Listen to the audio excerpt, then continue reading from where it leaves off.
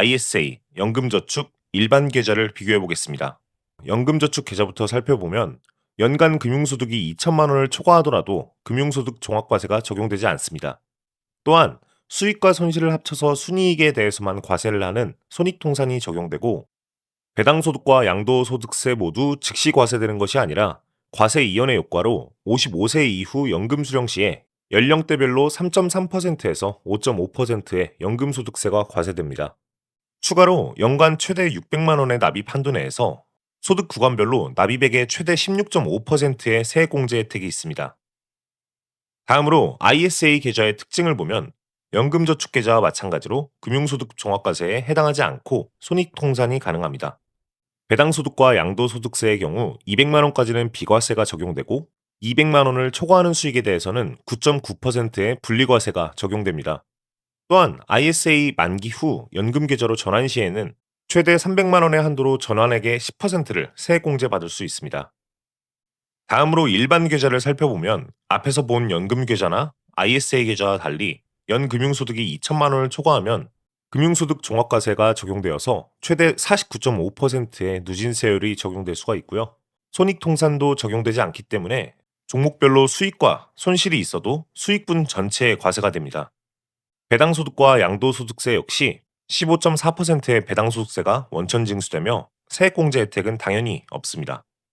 따라서 오늘의 주제인 미국 S&P 500과 나스닥 100의 국내 상장 ETF 투자와 미국 직투 비교에 있어서 일반 계좌에서 국내 상장 ETF를 투자하는 것은 아무런 이득이 없기 때문에 일반 계좌 선택지는 삭제한 뒤 나머지를 비교해 보겠습니다. 미국 직투를 살펴보면 ISA와 연금저축과 마찬가지로 손익을 합산하여 과세하는 손익통산이 적용됩니다. 그리고 금융소득이 2천만 원을 초과할 경우 금융소득 종합과세가 적용되고 배당소득세는 15%가 원천 징수됩니다. 양도소득세의 경우 손익통산을 통해 연간 합산 250만 원까지의 양도차익은 비과세이고 이 금액을 초과하는 차익에 대해서는 22%의 세율로 세금을 냅니다.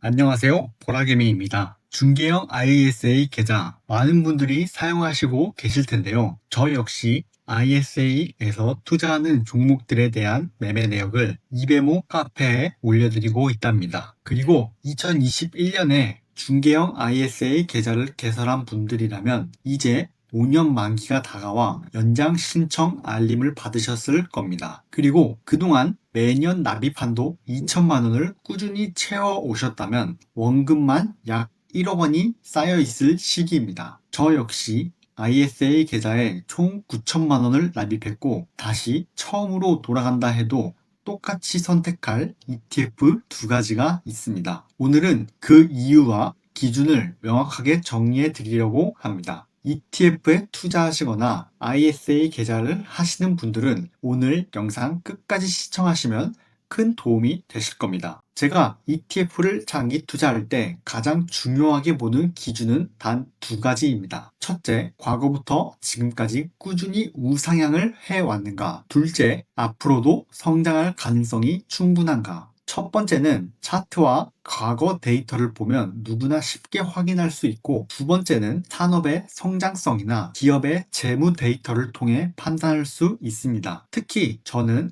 매출 총이익률과 향후 5년 EPS 성장률을 주기적으로 체크하는데요. 이 두 지표가 꾸준히 플러스를 유지하고 있다면 그 섹터는 여전히 성장성이 살아있다고 판단합니다. 반대로 빨간색이 많아지기 시작하면 투자를 조심해야겠죠. ISA 계좌는 최소 3년 이상 투자를 해야 하는 계좌이기 때문에 이런 기준을 충족하는 ETF여야 변동성을 견디며 꾸준히 모아갈 수 있습니다. 그럼 첫 번째로 살펴볼 ETF는 나스닥 지수를 2배로 추종하는 레버리지 ETF입니다. 대표적으로 타이거 미국 나스닥 100 레버리지 ETF와 코덱스 미국 나스닥 100 레버리지 ETF가 있습니다. ISA 계좌에서는 환 해지형과 환 노출형을 선택할 수 있는데 환율 영향을 받고 싶지 않다면 환 해지형을 환율 상승까지 함께 가져가고 싶다면 환 노출형을 선택하면 됩니다.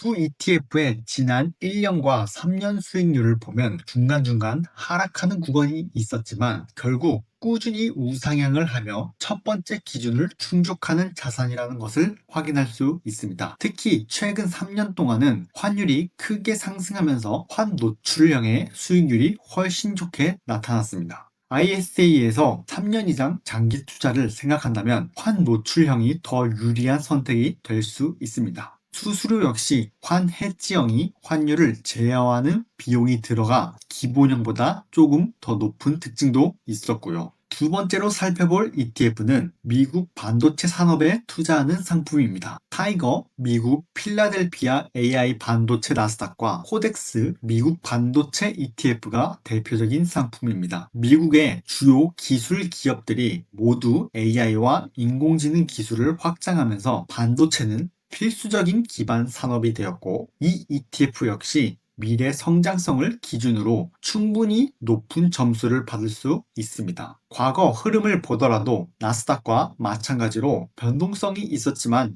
결국 꾸준히 우상향 해왔던 것을 볼 수 있죠. 다만 구성 종목에서 차이가 있는데요. 타이거 상품은 엔비디아, 브로드컴, TSMC 등 여러 기업의 비중을 고르게 가져가는 반면 코덱스 상품은 엔비디아 비중을 최대 20%까지 집중적으로 담는다는 특징이 있습니다. 그래서 특정 시기에는 성과가 다르게 나타나기도 하는데요. 최근 엔비디아 주가가 부진하면서 수익률에도 그 영향이 반영된 것 같습니다. 또한 수수료는 타이거 ETF가 3배 정도 높았는데 이는 AI 관련 기업 비중이 많다 보니 발생하는 부분으로 보입니다. 수익률 자체는 큰 차이가 없었기 때문에 장기 투자를 한다면 수수료도 함께 고려할 필요가 있습니다. 정리하자면 ISA 계좌에서 장기 투자로 가져갈 만한 ETF는 크게 두 가지로 나눌 수 있습니다. 미국 기술주와 성장주에 투자하는 나스닥 레버리지 ETF, 그리고 그 기술 성장을 떠받치는 반도체 산업 ETF입니다. 제가 다시 처음으로 돌아가 ISA 계좌를 개설한다 하더라도 이 두 ETF는 절대 빼놓지 않고 투자할 것 같습니다. 변동성은 언제든 존재하지만 과거 꾸준히 우상향해 왔고 앞으로도 성장할 가능성이 충분한 자산이라면 ISA 계좌는 장기적으로 부를 만들어주는 강력한 수단이 될 것입니다. 안녕하세요. ETF 아는 누나 배당플라입니다. 먼저 키움 미국 S&P 500 모멘텀 ETF입니다. 기본 정보 빠르게 알아볼게요. 보수율은 0.12%이고 2025년 12월 9일 상장합니다. 자, 분배금은 1년에 4회 분기 배당형이에요. S&P 500 모멘텀 ETF라는 이름과 걸맞게 미국 대표 지수인 S&P 500 안에서도 최근에 가장 잘 나가는 종목들만 추려서 담고 있는 ETF입니다.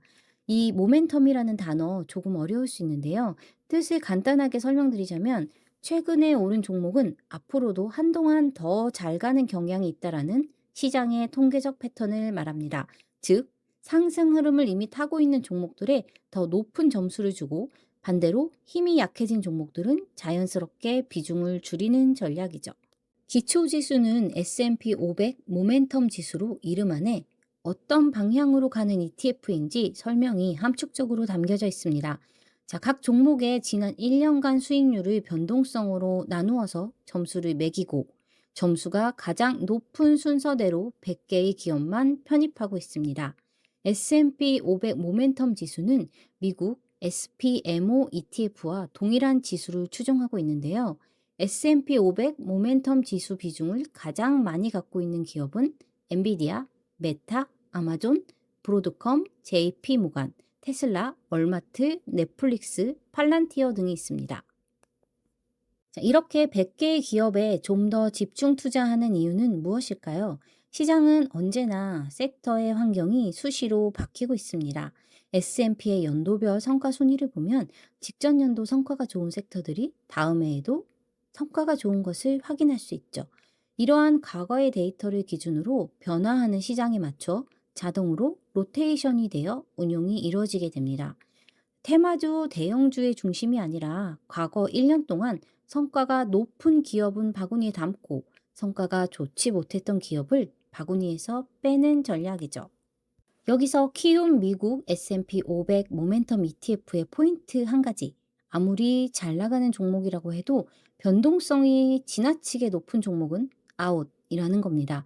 자, 그렇다면 S&P 지수가 조정을 받는 시기에는 어떻게 될까요?